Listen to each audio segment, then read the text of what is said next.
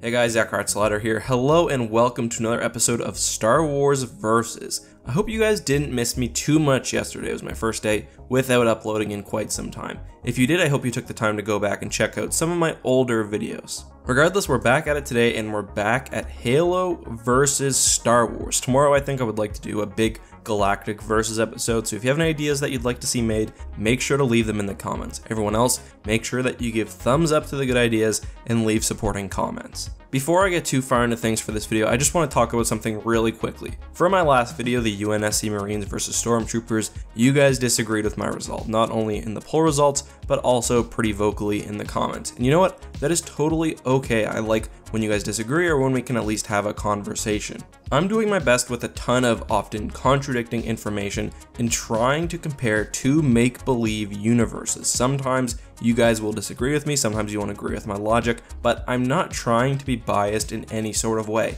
Sometimes Star Wars wins, sometimes Star Wars loses. That's just the way it is. Regardless of how things turn out though, and whether you're talking to me or someone else in the comments, try to remember that there is someone else on the other side of the keyboard and you're talking to a real person, someone with feelings. There's no need to be kind of mean or nasty, anything like that. Also just want to say that 99.9% of you guys never have this problem, and the vast majority of my comments are really enjoyable to read, but sometimes it's hard to not get emotionally invested. I mean, I do the same things too, but let's all try to keep a pretty cool head and remember that this is all supposed to be fun. Alright, so on to today's video. We're looking at two very strong, very hairy, very beefy species, the Wookiee and the Brute from Star Wars and Halo respectively. We do have a few rules. We're assuming average warriors of each race, so not Chewbacca on the Wookiee side and not a chieftain on the Brute side. We're also going to be doing two rounds like we did with last video.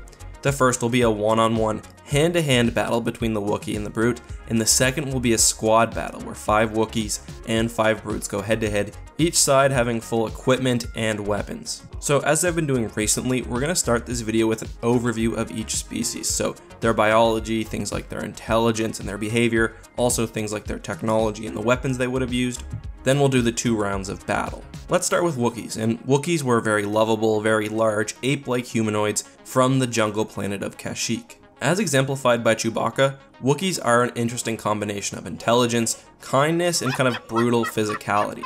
Wookiees are quite large, coming in at around or just under 7 feet tall. They aren't, however, as heavy as you might expect. They have a very wiry strength to them. The average male Wookiee weighed in at around 250 to 275 pounds. Compare this with a real-life silverback gorilla, which typically weighs about 350 to 400 pounds, despite being quite a bit shorter. As I mentioned though, the Wookiees have a very sinewy, kind of wiry, lean strength to them. That's largely due to their origin as tree climbers. You can't be super heavy while climbing a tree, you need to be lean and quick. It's hard to say exactly how strong the average Wookiee would be, but they were as a species known for ripping limbs off and could probably even decapitate people with not too much effort. In addition to their strength, Wookiees also had extremely powerful teeth and jaws. They also had claws which could extend from their hands, though it was seen as uncivilized to use them in combat. Along with their biological gifts, Wookiees were also very brave warriors. Kashyyyk itself, their home planet, was very dangerous, and Wookiees, young Wookiees even, would often challenge themselves in the Shadowlands, which were, as we saw in Knights of the Old Republic, a very dangerous place. Among other terrors were dark side beasts and just a whole lot of really nasty stuff. In combat, Wookiees were prone to fits of rage, would often charge at enemies and just use brute strength to destroy them. However, despite their somewhat animalistic nature, their appearance, and the fact that they live in trees, Wookiees were actually very intelligent. In the book Heir to the Empire, Princess Leia is blown away by Wookiee intelligence, and probably most notably despite the fact that they have the total ability to rely on or even incorporate modern technology into their style of living, they typically chose not to. Much of Wookiee sophistication likely comes from their long lifespans. Chewbacca, for example, is over 200 years old during the events of the original trilogy. Wookiees also had a culture of community-based raising, so young Wookiees would have received a very thorough education, probably learning directly from the elders within their community, who themselves have, again, given their long lifespan, surely seen a lot. As for weapons, for this battle I'm going to give the Wookiee 2 things, a bowcaster and a Ryyk blade. Both of these weapons are very dear and very important to the Wookiees, and they would form a sort of bond with them. The Ryyk is obviously a very large blade, and it's not even wieldable by most lesser species just because of its sheer size. The bowcaster is a very large, explosive-based projectile launcher. I think the Force Awakens is a pretty good representation of the power of this weapon. However, it's notable that it could also be fired in a spread formation. To summarize, I guess Wookiees are a very dangerous species who, despite being very intelligent and very kind of sophisticated in their own way, are still animalistic warriors who at times even give in to fits of rage and rely on pure strength. All that being said, the species is also very competent in using weapons, and I think the blade and the bowcaster are quite dangerous in most battles. Going up against the Wookiees today is the Jiralhanae, also known more commonly as the Brutes from the Halo franchise. I kind of see the Brutes as a more extreme version of the Wookiees. I'll get to that in just a minute though. Brutes were members of the Covenant Empire, often used as powerful foot soldiers because of their very large size and of course their strength. Because in the Halo franchise you play as Master Chief, who himself is of course very massive, it may not be immediately obvious just how monstrous these creatures are. They come in at around 9 feet in height and are easily over 1,200 pounds, and that's again for an average brute. Larger ones did of course exist, and because of how brute society worked, would often move into positions of power. Brutes did not, at least in my opinion, have a mix of strength and intelligence to the same degree as Wookiees. They were, however, unbelievably strong. Even a standard brute was stronger than not only a Sangheili, but a fully armored Spartan too. I really don't think I can overstate the strength of this species. They can easily lift over 1,000 pounds with each one of their arms, and can destroy most enemies or even vehicles with a single blow. In addition to their strength and considerable size, brutes like Wookiees also had powerful fangs and were known to eat their enemies after defeating them. I think, however, that the most interesting and most impressive thing about the species is their very impressive durability. It takes a very good deal of small arms fire to fall even a single brute. A large caliber weapon from even point blank range might not be effective. As John found out during Halo First Strike, an entire clip into a brute's chest is not always enough to take one down. And I'm not talking about a clip from a sidearm, I'm talking about 32 bullets from an assault rifle. That is some impressive stopping power. In addition to their strength and durability, brutes are also very strong. And in Broken Circle, John estimates that they're as fast as he is. That is some crazy speed. They're also agile even when wielding gravity hammers. Behaviorally, the brutes were extraordinarily brutal and had absolutely no problem destroying their enemies or anyone who got in the way. They were also extremely fanatical and comfortable in battle. Their brutish nature did somewhat hold them back as a species. They were actually pretty intelligent and were actually able to achieve spaceflight as a species before joining the Covenant. However, often society would regress due to infighting.